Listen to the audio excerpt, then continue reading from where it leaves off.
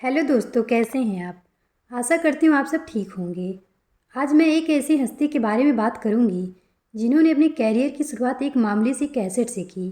उन्हें भी नहीं पता था कि यह कैसेट ही उन्हें म्यूजिक इंडस्ट्री का किंग बना देगी।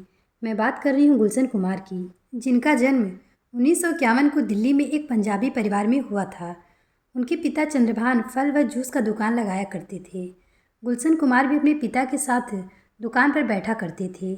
कुछ ही सालों के अंदर उनके पिता ने एक और दुकान ली जिसमें वो कैसेट और कैसेट के अंदर गानों को रिकॉर्ड कर बेचते थे।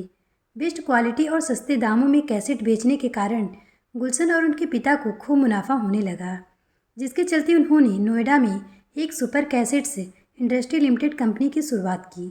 जब उनकी कंपनी के कैसेट को लोगों ने पसंद करना शुरू किया तो उन्होंने अपनी कंपनी मुंबई में भी खोली, जिसके बाद उन्होंने अपनी कंपनी का नाम सुपर कैसेट्स इंडस्ट्रीज़ लिमिटेड से बदलकर टी सीरीज कर दिया। फिर उन्होंने बॉलीवुड इंडस्ट्री में भी किस्मत आजमाना शुरू किया। उन्होंने 1989 में पहली बार फिल्म लाल दुपट्टा मलमल का निर्माण किया।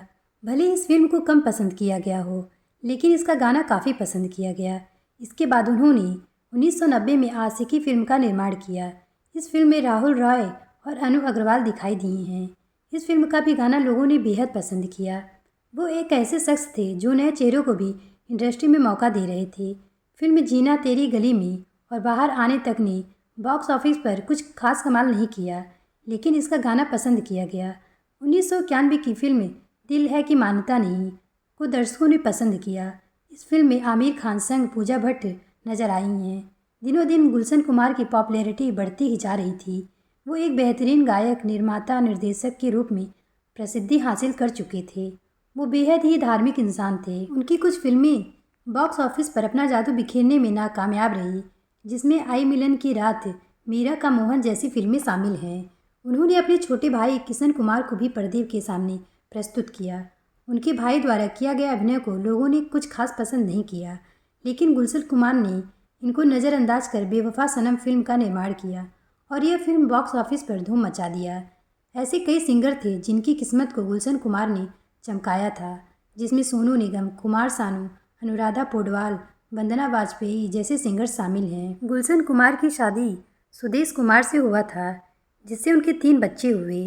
उनकी बेटियों का नाम तुलसी कुमार राणा, जो कि एक गायक हैं, और दूसरी बेटी का नाम खुशहाली कुमार दुआ, जो एक एक्टर हैं, और उनके बेटे का नाम भूषण कुमार है।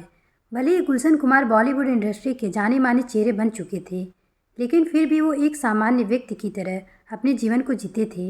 वो बेहद ही धार्मिक थे और अक्सर वैष्णो देवी का भंडारा किया करते थे। साल 1992 से 1993 के बीच सबसे ज़्यादा टैक्स भरने वाले व्यक्ति गुलशन कुमार ही थे। उस जमाने में अंडरवर्ल्ड के द्वारा लोगों से पैसों की वसूली किया जाता था, जिसके चपेट में गुलशन कुमार भी आ गए थे। जब अंडरवर्ल्ड ने उनसे वसूली की मांग की तो गुलशन कुमार ने यह कहते हुए मना कर दिया कि इतने पैसे में मैं तो माँ वैष्णो देवी में भंडारा करा दूंगा। जिसके बाद उन्हें अबू सलीम ने धमकी देना शुरू कर दिया, जिसके चलते 12 अगस्त के दिन वो पूजन करने अंधेरी में स्थित शिव मंदिर गए थे। उस दौरान उनके साथ कोई भी सुरक्षाकर्मी नहीं थे। जैसे वो मंदिर पहुंचे तो उन पर हत्यारों द्वारा 3 गोलियां लगातार चलाई गई।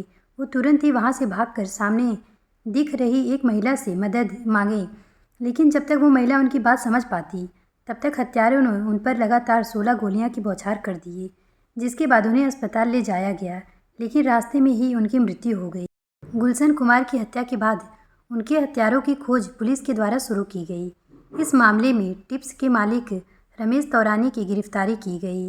रमेश तौरानी की गिरफ्तारी इस आधार पर की गई कि उसी ने गुलशन कुमार को मारने के लिए शूटर्स भेजे थे। इस मामले में संगीतकार नदीम और श्रवण की जोड़ी में नदीम पर भी आरोप लगाया गया था, जिसके बाद वो भारत छोड़कर ब्रिटेन भाग गए। गुलशन कुमार पर गोली चला रहे व्यक्तियों में अब्दुल रऊफ मर्चेंट भी शामिल था, इसलिए अब्दुल रऊफ मर्चेंट को गिरफ्तार किया गया। इस मामले में पुलिस के द्वारा 400 पन्नों की चार्जशीट दायर की गई, जिसमें कुल 26 लोगों पर गुलशन कुमार की हत्या का आरोप लगा। साल 2002 में अदालत ने 19 आरोपियों में से 18 आरोपी को इस मामले में बरी कर दिया और अब्दुल रऊफ मर्चेंट को गुलशन कुमार का आरोपी मानते हुए अदालत ने अब्दुल रऊफ मर्चेंट को आजीवन कारावास का सजा सुनाया। अदालत द्वारा इस केस से बरी किए गए शूटर राशिद मर्चेंट को भी आजीवन कारावास की सजा सुनाई गई। साल 2009 में अब्दुल रऊफ ने अपने माँ की बीमारी के चलते उनसे मिलने के लिए अर्जी दायर की, जिसके बाद कोर्ट ने उनकी माँ से मिलने की परमिशन दे दी। पैरोल पर मिली रिहाई पर अब्दुल बांग्लादेश भाग गया, जिसके बाद उसे बांग्लादेश में गिरफ्तार कर वापस से भारत लाया गया। अपने पिता गुलशन कुमार के इस दुनिया से जाने के बाद उनके बेटे भूषण कुमार ने टी सीरीज की जिम्मेदारी ली और अपने पिता की ही तरह वो भी बेहद धार्मिक प्रवृत्ति के हैं। अपनी मेहनत के दम पर और पिता के आदर्शों पर चलकर भूषण कुमार ने टी सीरीज की ऊंचाइयों को कायम रखा है। 2018 में भूषण कुमार को दादा साहब फाल्के अवार्ड से सम्मानित किया गया।